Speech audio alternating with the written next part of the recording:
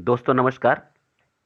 आपकी सफलता ही मेरा मिशन है। ज्ञानकोश एजुकेशन पर आपका अभिनंदन है। दोस्तों, आज के प्रैक्टिस सेट नंबर 25 बहुत ही इंपॉर्टेंट है, जो समास पर आधारित है और शब्दों के भेद हैं, शब्दों के जो प्रकार हैं उस पर आधारित पूरा का पूरा प्रैक्टिस सेट है। आप इस दोनों प्रैक्टिस सेट को पूरा पढ़ लीजिए, क्योंकि इसमें से 2-4 प्रश्न तो अवश्य आएंगे, हर परीक्षा में आएंगे। चाहे वो जूनियर टेट की ही बात नहीं है, जूनियर टेट में तो आना ही आना है।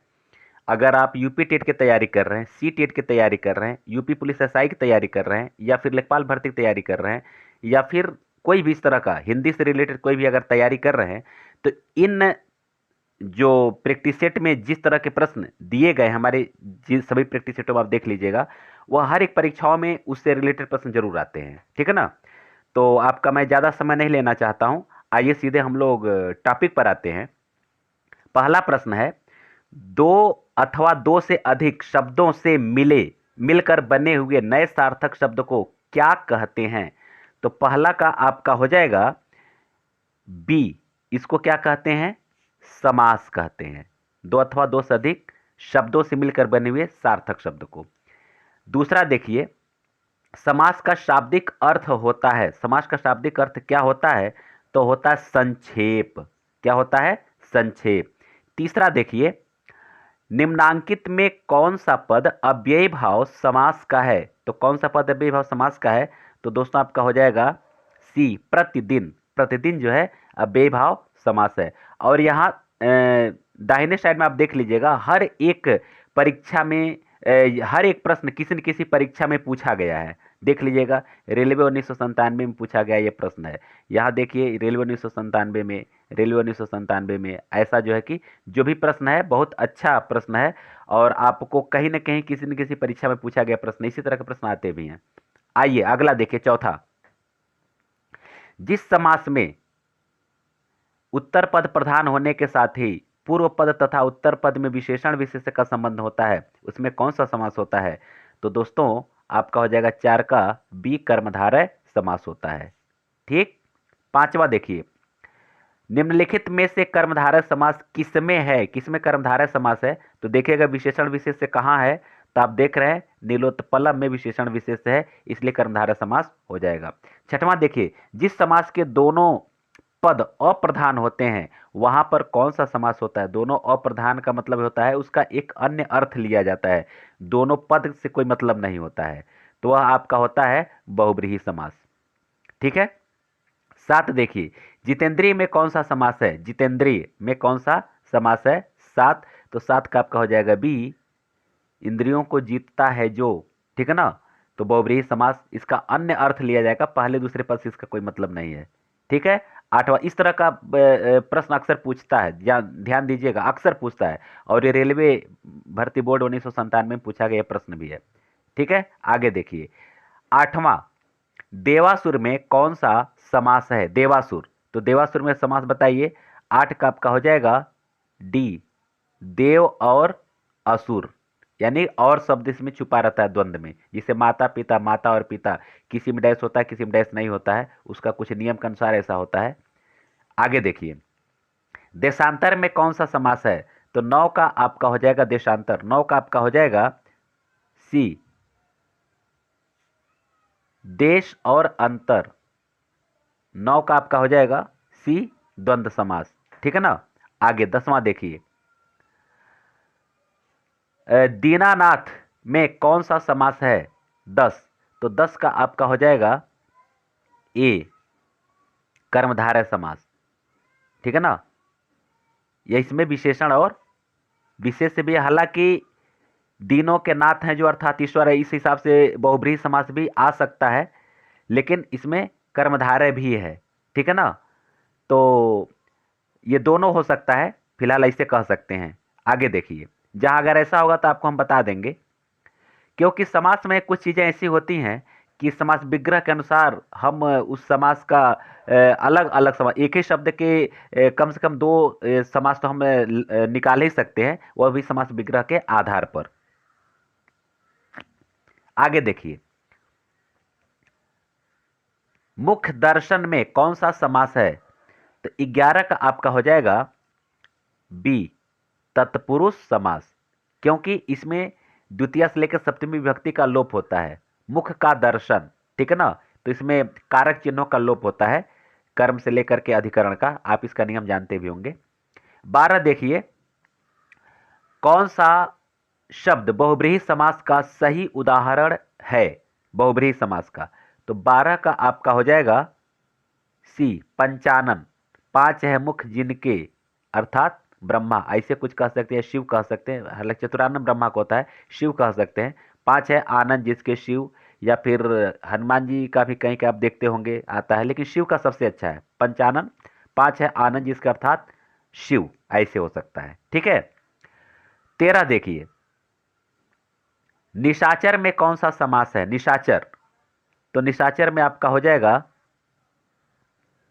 13 का डी, बहुब्रीहि समास होगा, ठीक है। 14 देखिए, चौराहा में कौन सा समास होगा? तो देखिए 4 राहों का समूह, यानी कि जिसमें पहला पद संख्यावाची हो वह क्या होता है? द्विगु समास होता है, यानी आपका हो जाएगा डी। 15 देखिए, दशमुख में कौन सा समास है? तो 15 का आपका हो जाएगा बी, दशमुख। 10 है मुख जिसके अर्थात रावण, ऐसे हो जाएगा, ठीक है ना। 16 देखिए, सुपुरुष में कौन सा समास है? 16, ये काफी अच्छा प्रश्न है, इसको देख लीजिएगा, यह स्टेनोग्राफर परीक्षा 2001 में पूछा गया है। 16 का आपका हो जाएगा सी, कर्मधारय समास, क्योंकि इसमें विशेषण और विशेष, इसमें विशेषता बता रहा है, पुरुष की विशेषता बता, पुरुष कैसा है, अच्छा पुरुष है कि खराब पुरुष है, ठीक है ना, सुपुरुष कुपुरुष, ये सब। 17 देखिए, विशेषण और विशेष्य के योग से कौन सा समास बनता है? तो 17 का आपका हो जाएगा सी, कर्मधारय समास बनता है। 18 देखिए, निम्नलिखित में से एक शब्द में द्विगु समास है, उस शब्द का चयन कीजिए। तो 18 का आपका हो जाएगा सी, सप्ताह, क्योंकि 7 दिनों का समूह, पहला पद संख्यावाची होता है। किस समास में दोनों शब्दों के समानाधिकरण होने पर कर्मधारय समास होता है? तो 19 का आपका हो जाएगा ए, तत्पुरुष समास में। किसमें होता है? तत्पुरुष समास में, ठीक है। 20 देखिए, इनमें से सही सामासिक पद है, सही सामासिक पद किसमें है? तो बी है, दिवारात्रि में, ठीक है ना। चलिए आगे बढ़िए। 21, द्विगु समास का उदाहरण कौन सा है? 21 का आपका हो जाएगा बी, द्विगु समास, दिन रात। नहीं, ये तो गलत लग रहा है, क्योंकि दिन और रात ये द्वंद्व समास होगा, और आंसर में आपका दिया हुआ है बी, ये वाला दिया हुआ, यानी कि ये गलत है। चलिए इसको, क्योंकि चतुरानन आपका हो जाएगा बहुब्रीहि समास, त्रिभुवन आपका हो जाएगा 3 भुवनों का समूह, हाँ त्रिभुवन, हाँ त्रिभुवन होगा, ठीक है। डी आइए, गलत है वो, बी नहीं होगा, क्या होगा आपका? डी होगा, त्रिभुवन, 3 भुवन का समूह। आगे देखिए,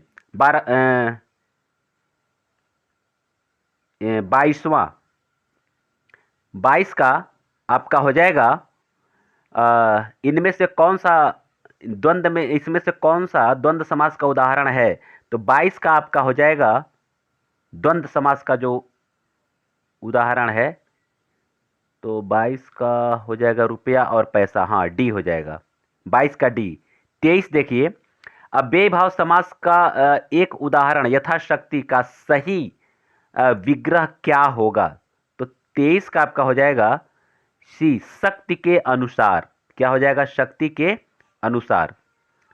24 देखिए, पाप पुण्य में कौन सा समास है? पाप पुण्य, तो 24 का आपका हो जाएगा बी, पाप और पुण्य, यानी कि द्वंद्व समास। 25, लंबोदर में कौन सा समास है? तो ये आपका हो जाएगा लंबोदर, लंबा है, लंबोदार, लंबोदार नहीं लंबोदर होना चाहिए, यहां तो शब्द ही कुछ गलत लग रहा है, ये लंबोदर, तो लंबा है उदर जिसका, इसके हिसाब से आपका हो जाएगा बहुब्रीहि समास, क्या हो जाएगा? बहुब्रीहि समास हो जाएगा। लेकिन लंबोदार है तो ये ऐसे शब्द ही गलत है, ठीक है ना। तो आप इसको बहुब्रीहि समास लगाएंगे, लंबोदर रहेगा, तो बाकी कुछ नहीं। आगे देखिए 26, देश प्रेम में कौन सा समास है? देश प्रेम में तो 26 का आपका हो जाएगा बी, देश के लिए प्रेम करना, देश प्रेम कहते हैं, या देश से प्रेम करना। तो दोनों में आपका ये कारक चिन्ह छिपा हुआ है। आइए 27 देखिए, परमेश्वर में कौन सा समास है? तो 27 का आपका हो जाएगा बी, कर्मधारय समास, विशेषण विशेष है इसमें। 28, अनायास में कौन सा समास है? अनायास, तो अनायास में आपका 28 का हो जाएगा ए, नय समास एक होता है, ठीक है ना, इसमें आ जाएगा। आइए 29, गौशाला में कौन सा समास है? तो 29 का आपका हो जाएगा ए, 29 का क्या हो जाएगा? ए, गाय के लिए शाला, गौशाला, यानी कि इसमें भी कारक चिन्ह छिपे हुए हैं। 30 देखिए, नवग्रह में कौन सा समास है? नवग्रह, तो नौ ग्रहों का समाहार, नौ ग्रहों का समूह जो होता है उसको क्या कहते हैं? 30 का आपका हो जाएगा ए, द्विगु समास कहते हैं। पहला पद क्या है आपका? संख्यावाची है। 31 देखिए, 31, विद्यार्थी में कौन सा समास है? विद्यार्थी में कौन सा समास है? तो आपका हो जाएगा 31 का ए, तत्पुरुष समास, क्योंकि विद्या के लिए अर्थी, मन जो विद्या को ग्रहण करता हो उसको क्या कहते हैं? विद्यार्थी कहते हैं। 32, कन्यादान में कौन सा समास है? बी, तो कन्या के लिए दान, तत्पुरुष समास। 33 देखिए, साग पात में कौन सा समास है?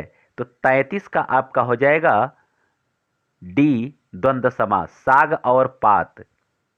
34 देखिए, नीलकमल में कौन सा समास है? तो 34 का आपका हो जाएगा सी, नीला कमल, विशेषण और विशेष है इसमें। 35, चतुर्भुज में कौन सा समास है? तो चतुर्भुज में आपका हो जाएगा चार हैं भुजा जिसके, अर्थात विष्णु जी, यानी जहाँ इस तरह की बात आती है तो वहाँ अन्य अर्थ लिया जाता है, बहुव्रीहि समास होता है, आप जानते हैं। 36, भाई बहन में कौन सा समास है? बहुत आसान सा प्रश्न है ये, तो 36 का आपका हो जाएगा ए। वनवास में कौन सा समास है? तो वन में वास, ठीक है ना, जो करता है उसको क्या कहते हैं? वनवास, ठीक है, तो आपका हो जाएगा तत्पुरुष समास, ए। 38, पंचवटी में कौन सा समास है? तो पंचवटी, 38 का आपका हो जाएगा ए। आप जान रहे हैं पंचवटी 5 वटों का समूह संख्यावाची है, तो द्विगु समास ही होगा। आइए 39 देखा जाए, पीतांबर में कौन सा समास है? तो पीतांबर का आपका हो जाएगा पीला है अंबर जिसका, अर्थात श्री कृष्ण या गणेश जी, श्री राम जी, कुछ भी कह सकते हैं, तो अर्थात यानी कि जो अन्य अर्थ लिया जाएगा तो बहुव्रीहि समास हो जाएगा। आइए 40 देखा जाए, नरोत्तम में कौन सा समास है? तो नर में जो है उत्तम, ठीक है ना, नरों में उत्तम, यानी कि इसमें भी क्या है आपका कारक चिन्ह छिपा हुआ है, तो हो जाएगा तत्पुरुष समास, ठीक है। 41 देखिए, आजन्म शब्द का उदाहरण, आजन्म शब्द का कौन सा उदाहरण है?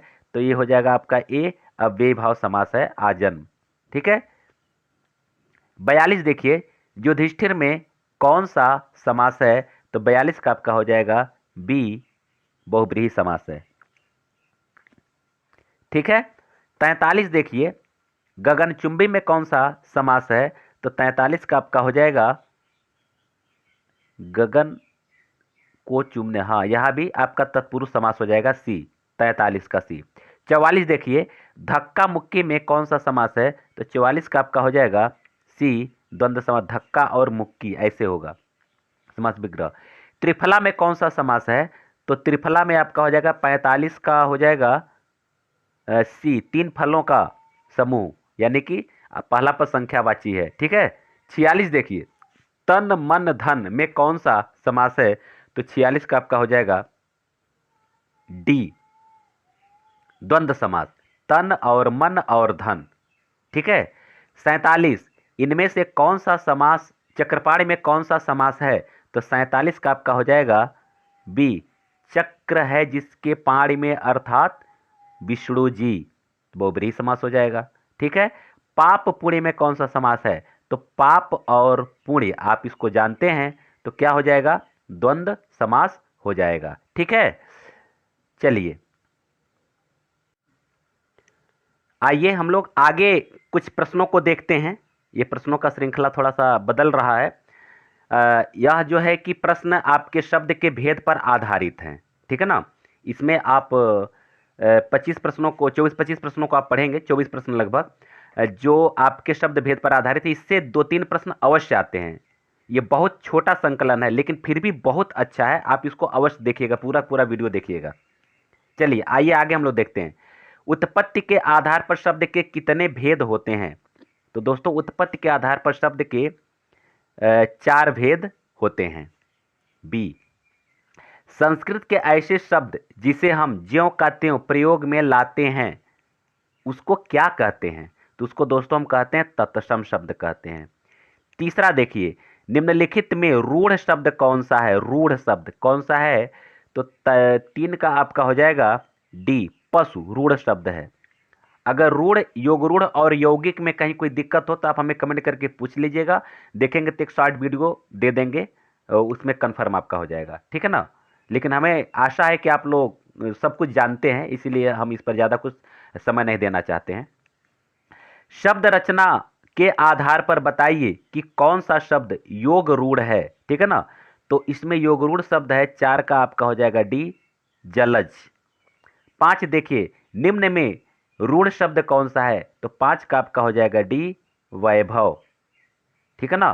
6 देखिए, परीक्षा शब्द निम्नलिखित वर्गों में से किस वर्ग में आता है? परीक्षा, तो 6 का आपका हो जाएगा ए, ये तत्सम शब्द के अंतर्गत आएगा। 7, मजिस्ट्रेट शब्द है, ये क्या है? विदेशज, यानी विदेश से आया हुआ शब्द है ये।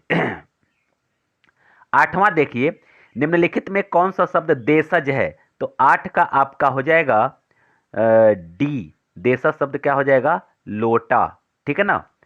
हाँ दोस्तों, वीडियो कैसा लग रहा है और वीडियो का कलेक्शन कैसा है, मैंने जो प्रश्न जो है वो प्रश्नों का कलेक्शन कैसा है, आप हमें कमेंट करके बताएंगे। इसी तरह का प्रैक्टिस सेट आपको निरंतर दे करके और आपका जूनियर एडेड का कोर्स कंप्लीट करवा दिया जा रहा है। और यह जो वीडियो है यह हर एक परीक्षा के लिए अति महत्वपूर्ण है, इसलिए आप किसी भी चीज़ की तैयारी कर रहे हैं तो आप इसको अवश्य देखिए। और हाँ, अगर आप जूनियर एडेड का कंप्लीट कोर्स प्राप्त करना चाहते हैं, वह भी फ्री में प्राप्त करना चाहते हैं, तो इस चैनल को आप सब्सक्राइब कर लीजिए, लाइक और शेयर कर दीजिए, क्योंकि यहाँ से सारा का सारा लेक्चर आपको मिल जाएगा जूनियर एडेड के लिए, और बहुत सारा प्रैक्टिस सेट मिल जाएगा और बहुत सारा वीडियोज भी मिल जाएगा। और अगर आप मेरे टेलीग्राम चैनल को ज्वाइन कर लेते हैं तो वहाँ से आपको बहुत सारा PDF पड़ा हुआ है, वहाँ से आप उसको प्राप्त कर सकते हैं। तो इसलिए टेलीग्राम चैनल को भी ज्वाइन कर लीजिएगा।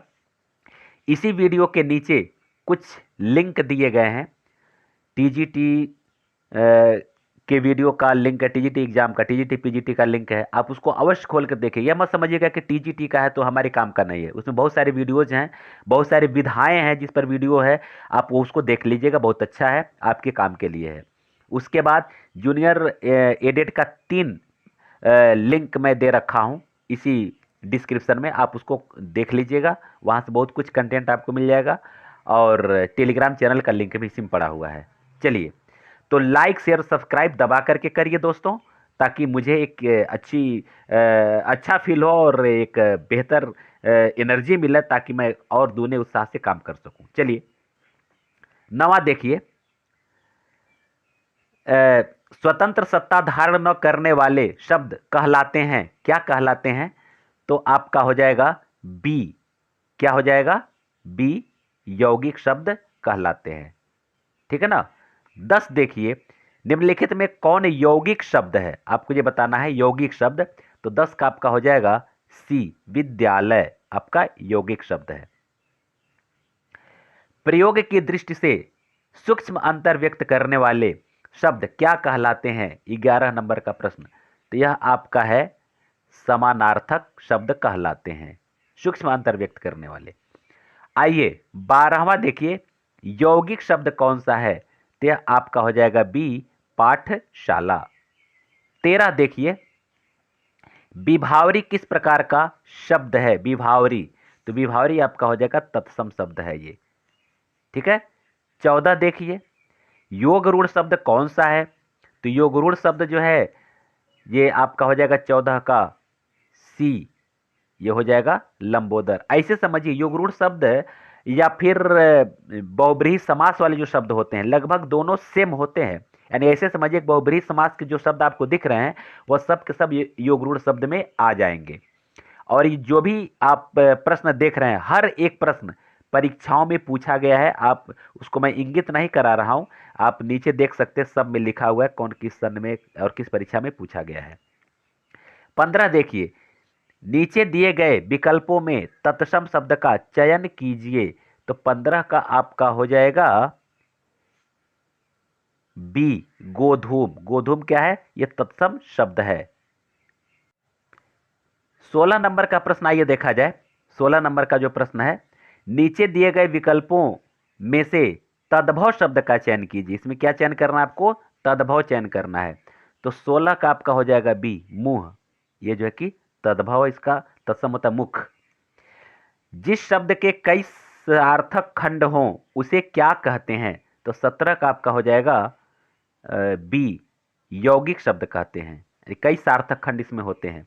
18 देखिए, कौन सा शब्द देशज नहीं है?